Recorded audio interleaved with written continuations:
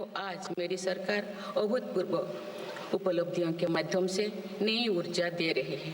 तीसरे कार्यकाल में 3 गुना तेज गति से काम हो रहा है। आज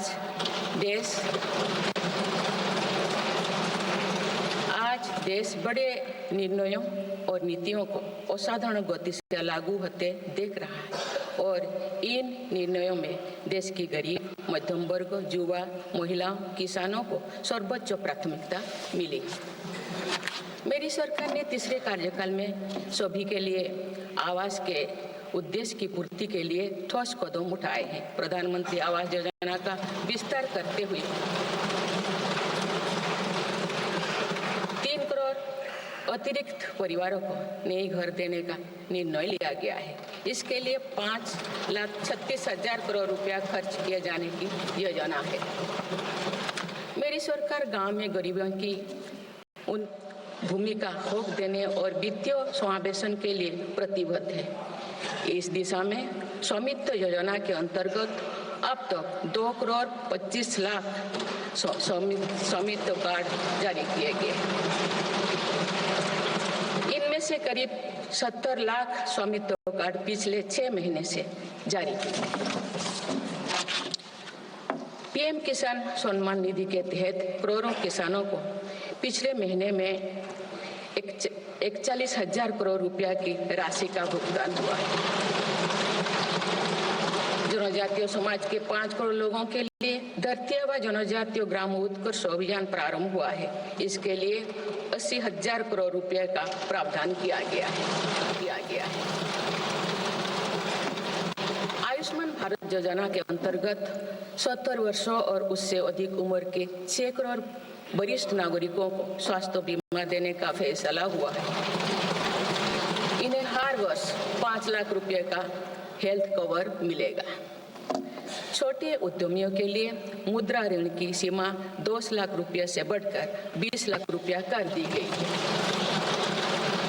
मेरी सरकार ने युवाओं की शिक्षा और उनके लिए रोजगार के नए अवसर तैयार करने पर विशेष फोकस किया है। मेधावी छात्रों को उच्च शिक्षा में वित्तीय सहायता देने के लिए पीएम विद्यालक्ष्मी योजना शुरू की गई है। 1 करोड़ युवाओं को शीर्ष 500 कंपनियों में इंटर्नशिप के अवसर भी दिए जाएंगे। पेपर लीक की घटनाओं को रोकने और भर्ती में पारदर्शिता सुनिश्चित करने के लिए नया कानून लागू किया गया है। सहकार से समृद्धि की भावना पर चलते हुए सरकार ने त्रिभुवन सहकारी यूनिवर्सिटी की स्थापना को प्रस्ताव स्वीकृत किया है। सरकार ने प्रधानमंत्री ग्राम सड़क योजना के 4थे चरण में 25,000 बस्तियों को जोड़ने के लिए 70,000 करोड़ रुपया स्वीकृत किए। आज जब हमारा देश अटल जी की जन्म शताब्दी का वर्ष मना रहा है, तो प्रधानमंत्री ग्राम सड़क योजना उनके विजन का पर्याय बनी हुई है। 71,000 वंदे भारत, अमृत भारत और नमो भारत ट्रेन चल रही है, जिनमें पिछले 6 माह में ही 17 नए वंदे भारत और 1 नमो भारत ट्रेन को जोड़ा गया है। वन नेशन वन इलेक्शन और वक्फ अधिनियम संशोधन जैसे कई महत्वपूर्ण विषय पर भी सरकार ने तेज गति से कदम आगे बढ़ाए। माननीय सदस्यगण, मेरी सरकार के 1 दशक के कार्यकाल ने विकसित भारत की यात्रा को नई ऊर्जा दी है। विकसित भारत के विजन में जन भागीदारी का सामूहिक सामर्थ्य है, देश की आर्थिक उन्नति का रोड मैप है, डिजिटल क्रांति के रूप में टेक्नोलॉजी की ताकत है और आधुनिक इंफ्रास्ट्रक्चर आधार भी है। मेरी सरकार के प्रयास के बल पर भारत दुनिया की तीसरी सबसे बड़ी अर्थव्यवस्था बनने जा रही है। विकसित भारत की उड़ान को हमारे संविधान के आदर्शों का सतत मार्गदर्शन मिलता रहे, इसके लिए सरकार ने सेवा, सुशासन, समृद्धि और स्वाभिमान इन प्रमुख सिद्धांतों को गवर्नेंस के केंद्र में रखा है। सरकारी फर्म, परफर्म और ट्रांसफर्म के अपने संकल्पों को तेज गति से आगे बढ़ा रही है। मेरी सरकार का मंत्र है सबका साथ, सबका विकास, सबका विश्वास और सबका प्रयास। और इस मंत्रों का एक ही लक्ष्य है, विकसित भारत का निर्माण। माननीय सदस्यगण, जब देश के विकास का लाभ अंतिम पायदान पर खड़े व्यक्ति को भी मिलने लगता है तो भी विकास सार्थक होता है। मेरी अंत्योदय की वह भावना है जिसके प्रति मेरी सरकार संकल्पित रही है। गरीब को गरिमापूर्ण जीवन मिलने से उसमें जो सशक्तिकरण का भाव पैदा होता है और गरीबी से लड़ने में उसकी मदद करता है। स्वच्छ भारत अभियान के तहत बने 12 करोड़ शौचालय, प्रधानमंत्री उज्ज्वला योजना के तहत निःशुल्क दिए गए 10 करोड़ गैस कनेक्शन, 80 करोड़ जरूरतमंदों का राशन, सौभाग्य योजना, जल जीवन मिशन जैसे अनेक योजनाओं में गरीब को ये भरोसा दिया गया है कि वे सम्मान के साथ जी सकते हैं। ऐसे ही प्रयासों की वजह से देश के 25 करोड़ लोग गरीबों को परास्त करके आज अपने जीवन में आगे बढ़ रहे हैं। इन्होंने न्यू मिडिल क्लास का एक ऐसा समूह तैयार किया है जो भारत की ग्रोथ को नई ऊर्जा से भर रहा है। माननीय सदस्यगण, भारत जैसे देश की आर्थिक उन्नति मध्यम वर्ग मिडिल क्लास की आकांक्षाओं और उनकी पूर्ति से परिभाषित होती है। मध्यम वर्ग जितने बड़े सपने देखेगा, देश उतने ही ऊंचा उड़ान भरेगा। मेरे सरकार ने मुक्त स्वर से मध्यम वर्ग के योगदान को न केवल स्वीकारा है बल्कि हर मौके पर उसे सराहा भी है। सरकारी कर्मचारी भी मिडिल क्लास के अहम प्रतिनिधि है। हाल ही में मेरी सरकार ने सरकारी कर्मचारियों के कल्याण के लिए 8वें वेतन आयोग के गठन का निर्णय लिया है। ये निर्णय आने वाले वर्षों में सरकारी कर्मचारियों के वेतन में बड़ी वृद्धि का आधार बनेगा। केंद्र सरकार के लाखों कर्मचारियों का यूनिफाइड पेंशन स्कीम के तहत 50% सुनिश्चित पेंशन देने का निर्णय भी लिया गया है, जिसका व्यापक स्वागत हुआ है। मध्यम वर्ग का अपने घर का सपना पूरा करने के लिए भी मेरी सरकार प्रतिबद्ध है। रेरा जैसे कानून बनाकर मध्यम वर्ग के सपने को सुरक्षा दी गई है। घर के लिए लोन पर सब्सिडी दी जा रही है। उड़ान योजना ने लगभग 1.5 करोड़ लोगों का हवाई जहाज में उड़ने का सपना पूरा किया गया है।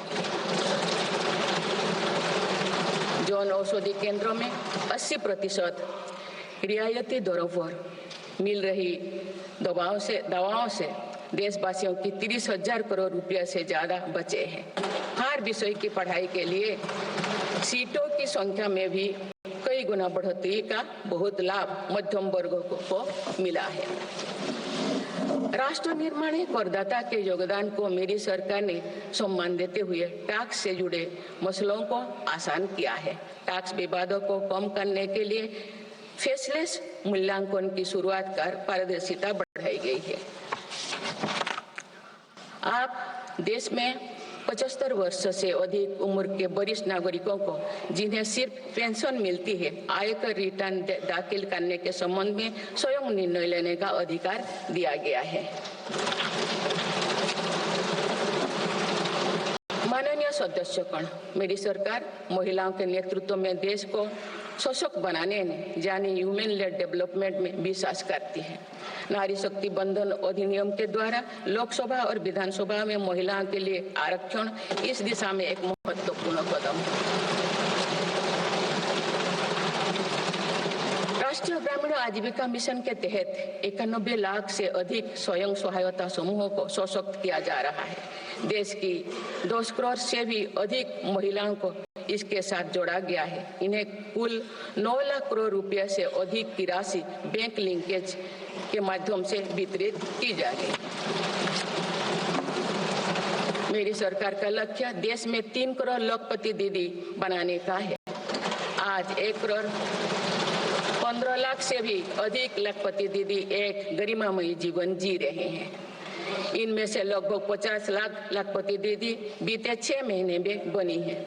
ये महिलाएं एक उद्यमी के रूप में अपने परिवार के आय में योगदान दे रहे हैं।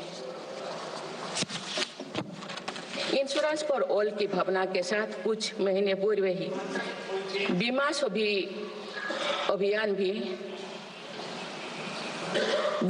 अभियान भी शुरू किया गया है। हमारे बैंकिंग और डिजी पेमेंट्स सखियां दूर दराज के इलाकों में लोगों को वित्तीय व्यवस्था से जुड़ने में महत्वपूर्ण भूमिका निभा रहे हैं।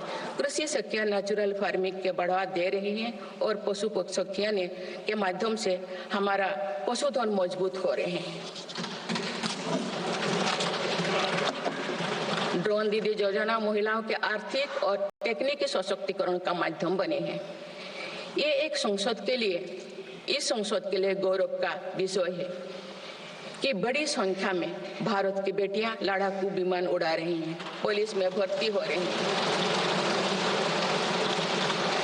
और कॉर्पोरेट कंपनियों का नेतृत्व भी कर रहे हैं। मेरी सरकार के निर्णय के बाद बालिकाओं की भर्ती राष्ट्रीय मिलिट्री स्कूलों में प्रारंभ हो गई है। नेशनल डिफेंस एकेडमी में भी महिला कैडेट्स को भर्ती शुरू की गई। हमारी बेटियां आज ओलंपिक में मेडल लाकर देश को भी गौरवान्वित कर रही हैं। मैं भारत की संसद के माध्यम से देश की नारी शक्ति को विशेष बधाई देती हूँ। माननीय सदस्यगण, पिछले एक दशक में देश के हर बड़े प्रयास का दायित्व आगे बढ़कर भारत के युवाओं को उठाना पड़ा है। आज हमारा युवा स्टार्टअप स्पोर्ट्स से लेकर स्पेस तक हर फील्ड में देश का नाम रोशन कर रहे हैं। माय भारत पोर्टल के जरिए लाखों युवा राष्ट्र निर्माण के कार्य से जुड़ रहे हैं। पिछले एक दशक में मेक इन इंडिया, आत्मनिर्भर Bharat, startup India, stand up India और डिजिटल इंडिया जैसी पहल ने युवाओं को रोजगार के अनेक अवसर प्रदान किए हैं। पिछले 2 वर्षों में सरकार ने रिकॉर्ड संख्या में 10 लाख स्थायी सरकारी नौकरियां प्रदान की गई। मेरी सरकार ने युवाओं के बेहतर कौशल और नए अवसरों के सृजन के लिए 2 लाख करोड़ रुपया का पैकेज स्वीकृत किया है। 1 करोड़ युवाओं के लिए इंटर्नशिप की व्यवस्था से युवाओं को ग्राउंड पर काम करने का अनुभव प्राप्त होगा। आज देश में 1.5 लाख से अधिक स्टार्टअप है जो इनोवेशन के स्तंभ के रूप में उभर रहे हैं। 1000 करोड़ रुपया की लागत से स्पेस सेक्टर में वेंचर कैपिटल फंड की शुरुआत की गई है। US world future skill index 2025 में भारत विश्व में दूसरे नंबर पर पहुंच गया है। यानी फ्यूचर ऑफ वर्क श्रेणी में एआई और डिजिटल टेक्नोलॉजी अपनाने में भारत दुनिया को रास्ता दिखा रहा है। ग्लोबल इनोवेशन इंडेक्स में भी भारत की रैंकिंग 76 से सुधरकर 39 हो गए हैं। माननीय सदस्यगण, मेरी सरकार राष्ट्रीय शिक्षा नीति के माध्यम से विद्यार्थियों के लिए आधुनिक शिक्षा व्यवस्था तैयार कर रही है। कोई भी शिक्षा से वंचित ना रहे, इसीलिए मातृभाषा में शिक्षा के अवसर दिए जा रहे हैं।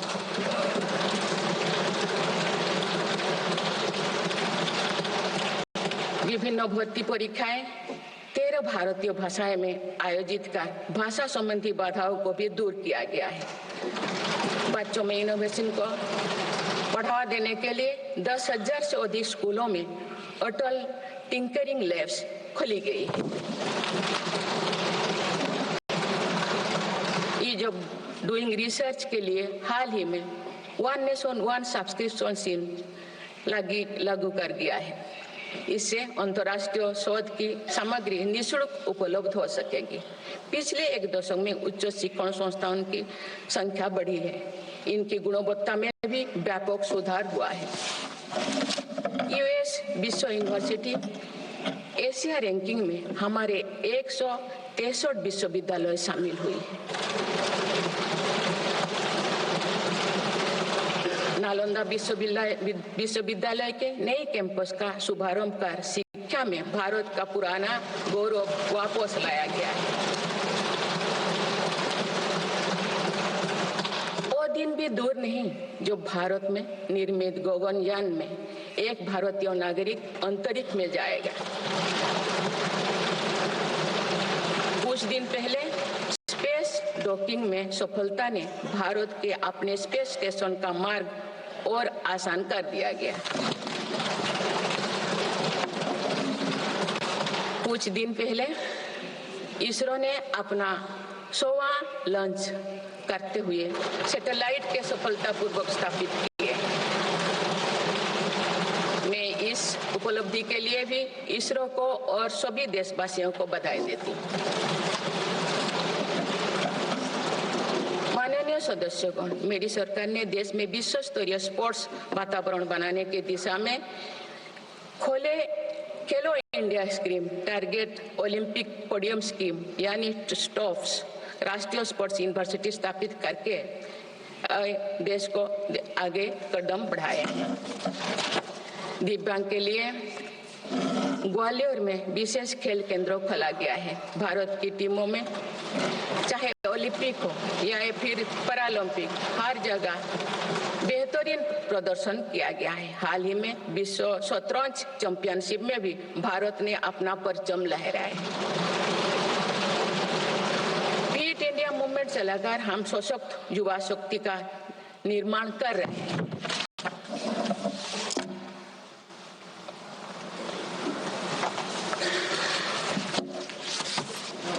माननीय सदस्यगण, विकसित भारत के निर्माण में किसान, जवान और विज्ञान के साथ ही अनुसंधान का बहुत बड़ा महत्व है। हमारा लक्ष्य भारत को ग्लोबल इनोवेशन पावर हाउस बनाना है।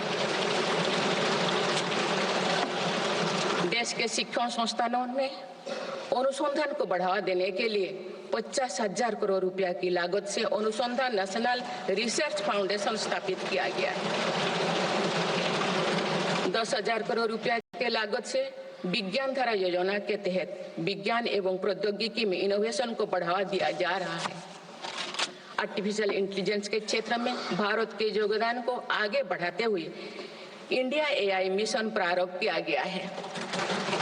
राष्ट्रीय क्वांटम मिशन से भारत इस फ्रंटियर टेक्नोलॉजी में दुनिया के अग्रणी देशों की पंक्ति में स्थान बना सकेगा। मेरी सरकार देश में बायो मैन्युफैक्चरिंग को बढ़ावा देने के उद्देश्य से बायो ई-ट्री पॉलिसी लाई है। ये पॉलिसी भविष्य की औद्योगिक क्रांति का सूत्रधार होगा। बायो इकोनॉमी का उद्देश्य प्राकृतिक संसाधनों का कुशल उपयोग करना है, जिससे पर्यावरण को संरक्षित करते हुए रोजगार के नए अवसर पैदा होगा। माननीय सदस्यगण, मेरी सरकार ने अर्थव्यवस्था को पॉलिसी पैरालिसिस जैसे परिस्थितियों से उबरने के लिए मजबूत इच्छा शक्ति के साथ काम किया है। कोविड और उसके बाद के हालात एवं युद्ध जैसी वैश्विक चिंताओं के बावजूद भारतीय अर्थव्यवस्था ने जो स्थायित्व एवं रेजिलियंस दिखाया है, वो उसके सशक्त होने का प्रमाण है। मेरी सरकार ने ईज ऑफ डूइंग बिजनेस को बढ़ावा देने के लिए कई महत्वपूर्ण कदम उठाए हैं। वन नेशन वन टैक्स की भावना के तहत जीएसटी को व्यवस्था लागू की गई है, जिसका फायदा सभी राज्यों को मिल रहा है। मेक इन इंडिया जैसी नीतियों के कारण आप बड़े ग्लोबल ब्रांड को प्रोडक्ट पर भी मेड इन इंडिया के लेवल्स देखने लगे हैं। माननीय सदस्यगण, भारत के छोटे व्यापारी गांव से लेकर शहरों तक हर जगह आर्थिक प्रगति को गति देते हैं। मेरी सरकार छोटे उद्यमियों को अर्थव्यवस्था की रीढ़ मानते हुए उन्हें स्वरोजगार के नए अवसर दे रही है। एमएसएमई के लिए क्रेडिट गारंटी स्कीम और ई कॉमर्स एक्सपोर्ट हब्स सभी प्रकार के उद्योगों को बढ़ावा दे रही है। तीसरी कार्यकाल में मेरी सरकार द्वारा मुद्रा ऋण की सीमा को 10 लाख रुपया से बढ़ाकर 20 लाख रुपया करने का लाभ करोड़ों छोटे उद्यमियों को हुआ। मेरी सरकार ने क्रेडिट एक्सेस को आसान बनाया है। इससे वित्तीय सेवाओं की लोकतांत्रिक बनाया जा सका है। आज लोन, क्रेडिट कार्ड, बीमा जैसे प्रोडक्ट सबके लिए आसानी से सुलभ हो रही है। दशकों तो हमारे देश के रेहड़ी फैक्ट्री पर दुकान लगाकर आजीविका चलाने वाले भाई बहन बैंकिंग व्यवस्था से बाहर रहे।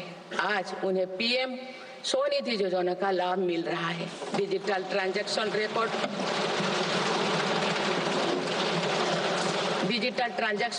रिकॉर्ड के आधार पर उनको बिजनेस बढ़ाने के लिए और लोन मिलता है। ओएनडीसी की व्यवस्था ने डिजिटल कॉमर्स यानी ऑनलाइन शॉपिंग की व्यवस्था को समावेशी बनाया है। आज देश में छोटे बिजनेस को भी आगे बढ़ाने का समान अवसर मिल रहा है। माननीय सदस्यगण, मेरी सरकार ने 10 वर्षों में प्रगति के जो नए अध्याय लिखे हैं, उनमें से एक स्वर्णिम सोपान भारत को डिजिटल क्रांति का भी है। आज भारत टेक्नोलॉजी के फील्ड में एक प्रमुख ग्लोबल प्लेयर के रूप में अपनी उपस्थिति दर्ज करवा रहा है। दुनिया के बड़े देशों के साथ ही भारत में 5G सर्विसेज की शुरुआत इसका एक बड़ा उदाहरण है। भारत की यूपीआई टेक्नोलॉजी की सफलता से दुनिया के कई विकसित देश भी प्रभावित है। आज 50% से ज्यादा real time digital transaction Bharat में हो रहा है। मेरी सरकार ने डिजिटल टेक्नोलॉजी को सामाजिक न्याय और समानता के एक टूल के तौर पर इस्तेमाल किया है। डिजिटल पेमेंट कुछ लोगों या कुछ वर्गों तक सीमित नहीं है। भारत में छोटे से छोटा दुकानदार भी इस सुविधा का लाभ उठा रहे हैं। गांव में भी बैंकिंग सेवाएं और यूपीआई जैसे वर्ल्ड क्लास टेक्नोलॉजी उपलब्ध है। भारत में पिछले 10 साल में बने 5 लाख से ज्यादा कॉमन सर्विस सेंटर्स सरकार की दर्जनों सुविधाएं ऑनलाइन उपलब्ध कराई जा रही है। मेरी सरकार ने लोगों के जीवन पर सरकार का प्रभाव कम करने के लिए ई गवर्नेंस को महत्व दिया है। डिजी लॉकर्स की व्यवस्था ने लोगों को कभी भी कहीं भी अपने महत्वपूर्ण डॉक्यूमेंट्स पाने और दिखाने की सुविधा दी गई। तेजी से डिजिटाइज होते हमारे समाज में आज राष्ट्रीय सुरक्षा से जुड़ा एक और महत्वपूर्ण विषय साइबर सिक्योरिटी है। डिजिटल फ्रॉड, साइबर क्राइम और डीप फेक जैसे टेक्नोलॉजी सामाजिक, आर्थिक और राष्ट्रीय सुरक्षा के लिए चुनौती भी बनी है। इन साइबर क्राइम को नियंत्रित करने के लिए कई कदम उठाए गए हैं। साइबर सुरक्षा के क्षेत्र में भी युवाओं के लिए रोजगार की संभावनाएं हैं। मेरी सरकार साइबर सिक्योरिटी में दक्षता सुनिश्चित करने दिशा में निरंतर कार्यरत है। इसके फलस्वरूप भारत ने ग्लोबल साइबर सिक्योरिटी इंडेक्स में टियर 1 स्टेटस प्राप्त कर लिया है।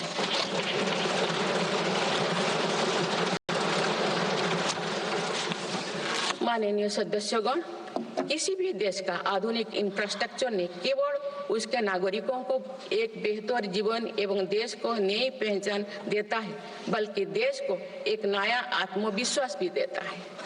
बीते दशक में भारत ने वर्ल्ड क्लास इंफ्रास्ट्रक्चर निर्माण के कई माइलस्टोन तय किए हैं। इस आधुनिक इंफ्रास्ट्रक्चर से दुनिया में भारत की छवि मजबूत हुई है। इन्वेस्टर्स का भारत के प्रति भरोसा बढ़ा है, उपयोग को बल मिला है और नए रोजगार का निर्माण हो रहा है। मेरी सरकार देश के हर हिस्से को हाईवे, एक्सप्रेसवे से कनेक्ट करने के लिए मिशन मोड में काम कर रही है। पीएम गति शक्ति नेशनल मास्टर प्लान के द्वारा परियोजना पर पूरा करने की गति तेज हुई है। 2 साल पहले बुनियादी ढांचे का बजट लगभग 2 लाख करोड़ रुपया था, जो पिछले बजट में बढ़कर 11 लाख करोड़ रुपया से अधिक हो गया।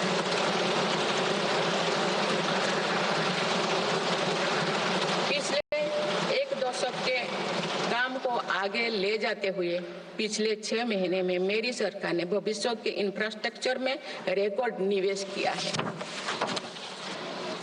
वाडमोड़ में भारत के पहले डीप वाटर मेगा पोर्ट की आधारशिला रखी गई है। 76,000 करोड़ की लागत से बनने वाला ये पोर्ट विश्व के शीर्ष 10 पोर्ट में से एक। मुझे बताते हुए खुशी हो रही है कि उधमपुर श्रीनगर बारामूला रेल लिंक परियोजना पूरी हो गई है और अब देश कश्मीर से कन्याकुमारी तक रेलवे लाइन से जुड़ जाएगा। इस महत्वाकांक्षी परियोजना के तहत चेनाब ब्रिज का निर्माण हुआ है, जो विश्व का सबसे ऊंचा रेल ब्रिज है। साथ ही आंधी ब्रिज देश का पहला रेल केबल ब्रिज बना है।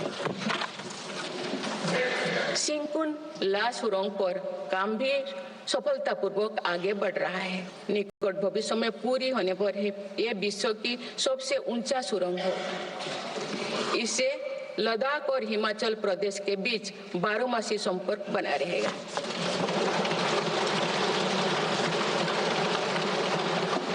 भारत का एविएशन सेक्टर तेजी से विकास कर रहा है।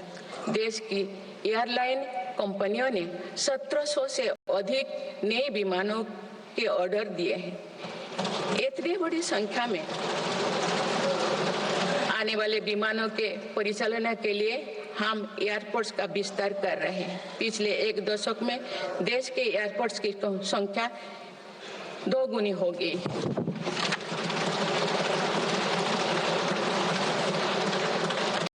माननीय सदस्यगण, विकसित भारत को गति देने के लिए हमारे शहरों को फ्यूचर रेडी बनाना आवश्यक है। इस दिशा में मेरी सरकार ने शहरी सुविधाओं का आधुनिकीकरण कर उन्हें एनर्जी एफिशिएंट बनाने पर जोर दिया है। साथ ही नए शहर के विकास के भी नींव रखी जा रही है। मेरी सरकार ने लगभग 28,000 करोड़ रुपया के निवेश से देश भर में 12 इंडस्ट्रियल नोड और शहरों के पास 100 औद्योगिक पार्क बनाने का भी निर्णय लिया है।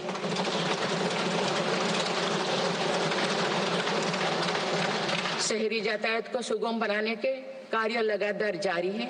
दिल्ली, पुणे, ठाणे और बेंगलुरु में मेट्रो प्रोजेक्ट्स और अहमदाबाद भुज रूट पर शुरू हुई नमो भारत रैपिड रेल सर्विसेज विकसित भारत के शहरों का स्वरूप है।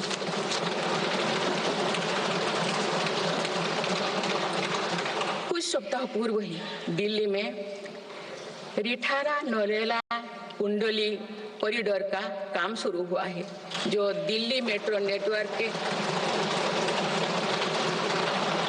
बड़े सेक्शन में से एक होगा। मेरी सरकार के निरंतर प्रयास से दिल्ली में मेट्रो टूर लगातार बढ़ रहा है। 2014 में दिल्ली एनसीआर में मेट्रो का कुल नेटवर्क 200 किलोमीटर से भी कम था। अब ये बढ़कर दुगुना से भी ज्यादा हो गया है।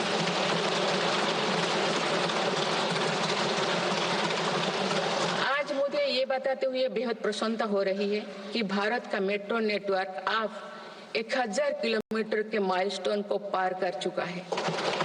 भारत अब मेट्रो नेटवर्क के मामले में दुनिया का तीसरा सबसे बड़ा देश बन गया है। लगभग 8,000 करोड़ रुपया के खर्च से देश में 52,000 इलेक्ट्रिक बस चलाने का भी निर्णय हुआ है। इससे शहरी इलाका में सुगम और स्वच्छ यातायात की सुविधा मिलेगी और अनेक लोगों को रोजगार भी मिलेगा। आसान कनेक्टिविटी और अर्बन टूरिज्म को बढ़ावा देने के लिए देश में 15 रोपवे प्रोजेक्ट्स की योजना पर भी काम हो रहा है। माननीय सदस्यगण, मेरी सरकार बहुआयामी एवं समरस सर्वस्पर्शी विकास की नीतियों पर काम करती आई है। इसीलिए मेरी सरकार ने जितना बल फिजिकल इंफ्रास्ट्रक्चर पर दिया है, उतने ही सघन प्रयास सोशल इंफ्रास्ट्रक्चर क्रांति के लिए भी किए हैं। समाज के हर वर्ग तक सस्ती, सुलभ और गुणवत्तापूर्ण स्वास्थ्य सेवाएं पहुंचे, ये मेरी सरकार की प्राथमिकता है। अस्पताल, इलाज और सेवा की व्यवस्था के कारण एक सामान्य परिवार में स्वास्थ्य पर होने वाला खर्च निरंतर कम हो रहा है। देश में नागरिकों तक बेहतर स्वास्थ्य सेवाएं पहुंचाने के लिए 1,75,000 आयुष्मान आरोग्य मंदिर बने हैं।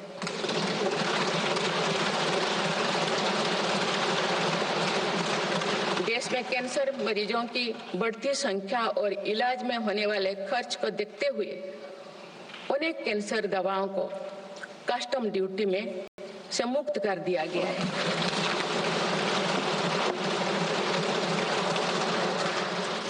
सर्वाइकल कैंसर के लिए अब तक लगभग 9 करोड़ महिलाओं की स्क्रीनिंग की जा चुकी है।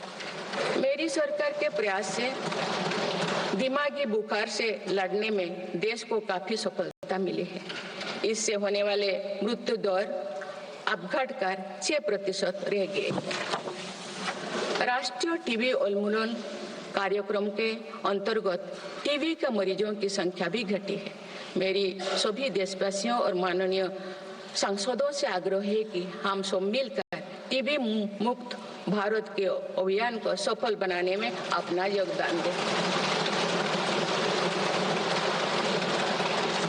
भारत में मातृ मृत्यु दर और शिशु मृत्यु दर में भी व्यापक सुधार हुआ है।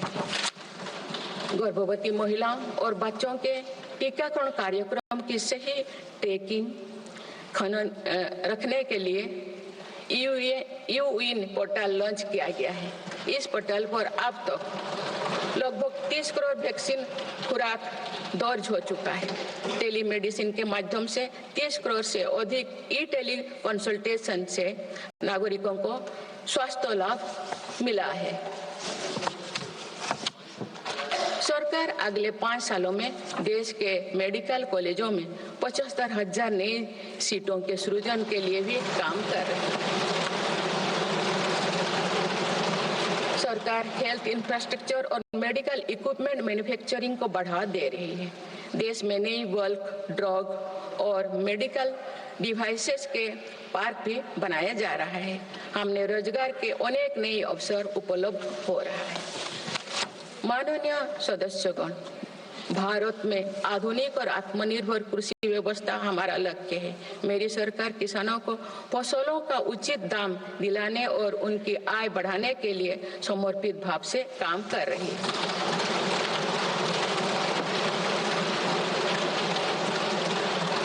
वर्ष 2023-24 में रिकॉर्ड 332 मिलियन टन अनाज उत्पादन हुआ है और आज भारत विश्व का सबसे बड़ा दूध, दाल और मसालों का उत्पादक है। सरकार ने खरीफ और रबी फसलों के एमएसपी में निरंतर बढ़ोतरी की है।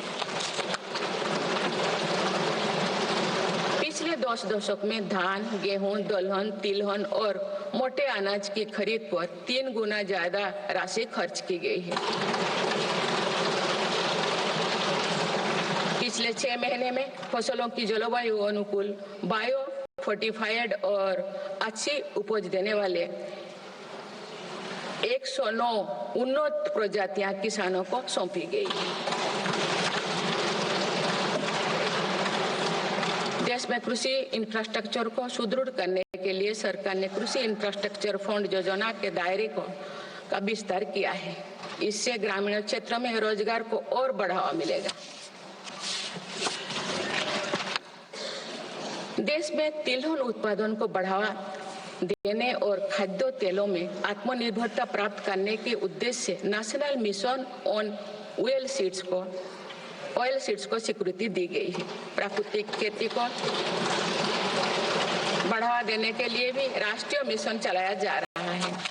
इस वर्ष की शुरुआत में ही किसानों को सस्ती दरों में डीएपी की उपलब्धता सुनिश्चित करने के लिए विशेष पैकेज की अवधि की बढ़ाया गया है।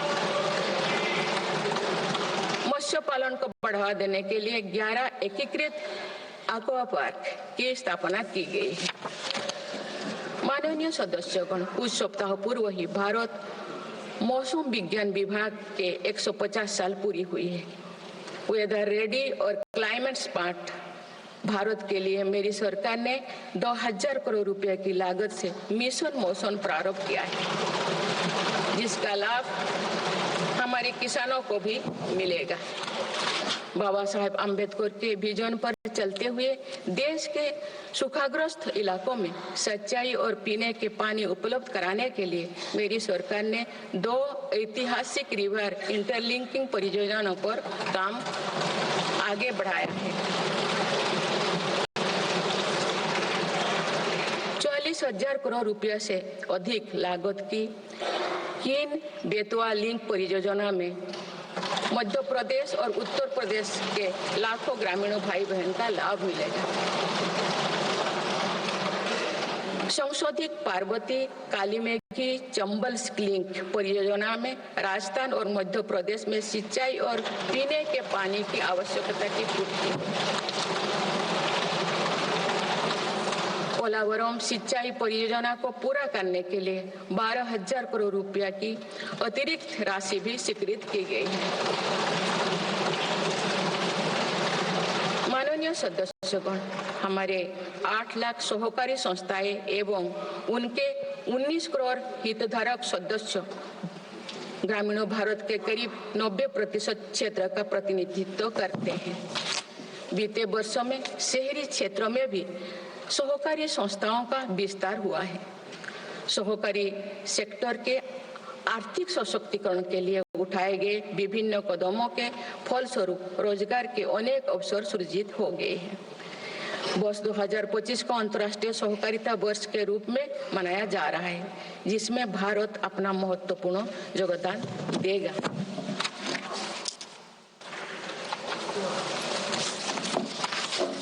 माननीय सदस्यगण, हम जब राष्ट्र के विकास और उपलब्धियों की चर्चा करते हैं तो वास्तव में हम राष्ट्र के नागरिकों की क्षमता एवं उपलब्धियों का ही उल्लेख कर रहे होते हैं। आज देश के विकास में सबका साथ है, इसीलिए हम देश के सही सामर्थ्यों का अनुभव कर पा रहे हैं।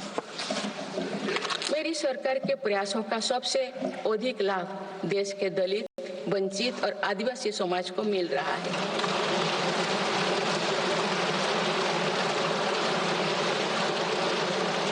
आजादी के दशकों बाद भी हमारे जिस जनजातीय एवं आदिवासी समाज की उपेक्षा होती रही, मेरी सरकार ने उसके कल्याण को पहली प्राथमिकता दी है।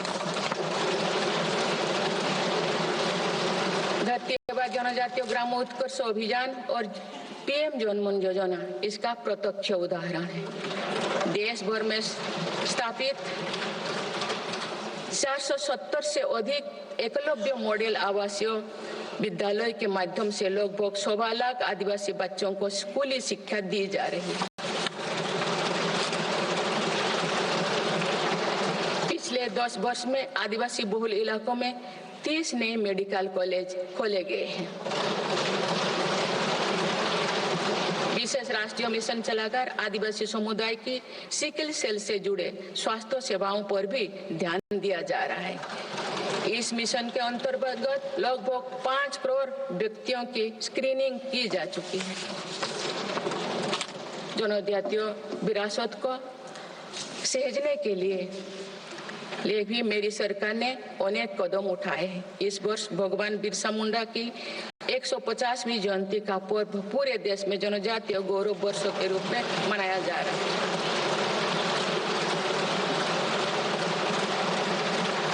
माननीय सदस्यगण, विकसित भारत की एक महत्वपूर्ण कसौटी देश का संतुलित विकास है। किसी क्षेत्रों में ये भावना नहीं होनी चाहिए कि वे विकास में पीछे छूट रहे हैं।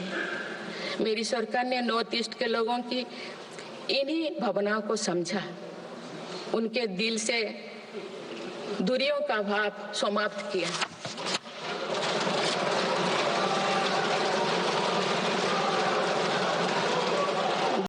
अधिक शांति समझौते को कर सरकार ने अनेक गुटों को शांति के मार्ग से जोड़ने का काम किया है। पूरा देश नॉर्थ ईस्ट के 8 राज्यों की संभावनाओं को देख सके, इस दिशा में पहले अष्टलोक महोत्सव का आयोजन किया गया है।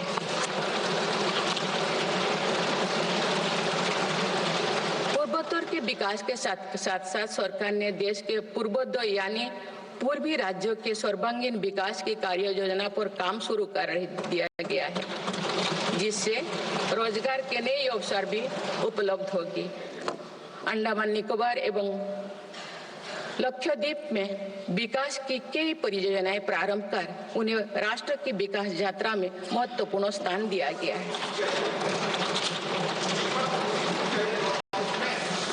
अनुच्छेद 370 हटाने के बाद जम्मू कश्मीर में विकास का एक नया वातावरण बना है।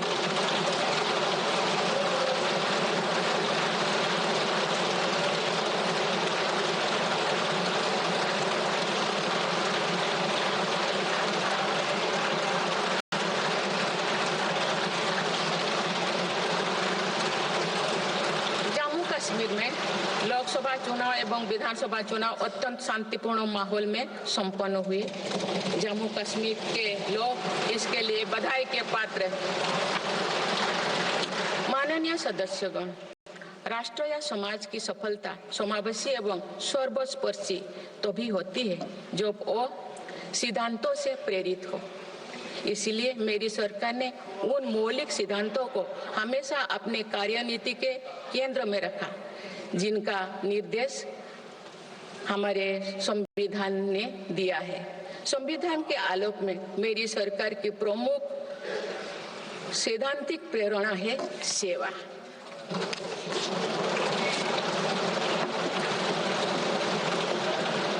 मेरी सरकार मानती है कि 140 करोड़ देशवासियों की सेवा ही सरकार का प्रमुख कर्तव्य है।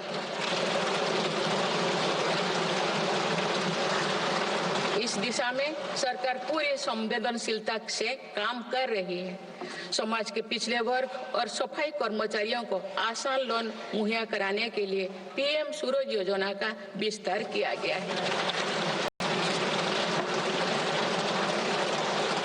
सरकारी योजनाओं का लाभ दिव्यांगजनों तक पहुंचाने के लिए 1 करोड़ से अधिक दिव्यांग पहचान पत्र जारी किए गए हैं। स्वच्छता सैनिकों के लिए चलाई जा रही नमस्ते योजना का विस्तार कर अब स्वच्छता का बीड़ा उठाने वाले भाई बहनों को भी इसमें शामिल किया गया है। विकसित भारत की यात्रा में कोई भी छूटने ना पाए, इस ध्येय के अनुरूप मेरी सरकार सैचुरेशन अप्रोच के साथ काम कर रही है। माननीय सदस्यगण, बीता दशक भारत की सांस्कृतिक चेतना के पुनः जागरण का दशक रहा है।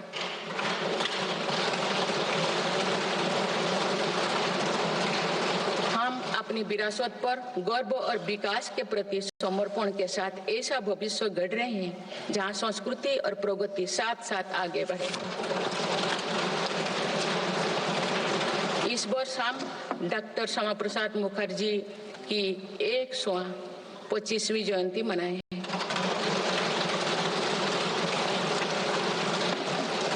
उन्होंने कहा था कि सच्चा राष्ट्रवाद केवल भारत की भौतिक एकता नहीं, बल्कि उनकी सांस्कृतिक एकता को मजबूत करने में है। इसी कड़ी में भगवान महावीर का 2550वें निर्माण महोत्सव श्रद्धापूर्वक मनाया गया है। देश ने उत्साह से संत मीराबाई की 525वीं जयंती भी मनाई। महाकवि संत तरुवल्लभ की स्मृति में कई देशों में सांस्कृतिक केंद्र स्थापित किए जा रहे हैं। मेरी सरकार काशी तमिल संगमम, काशी तेलुगु संगमम, सौराष्ट्र तमिल संगमम जैसे सांस्कृतिक आयोजन करके देश की एकता को बढ़ावा दे रहे हैं। माननीय सदस्यगण, हमारी पांडुलिपियां यहाँ हमारी धरोहर है। इनमें विशाल ज्ञान समाहित है, जिसका मानव जाति के लाभ के लिए अध्ययन, शोध और उपयोग करने की आवश्यकता है।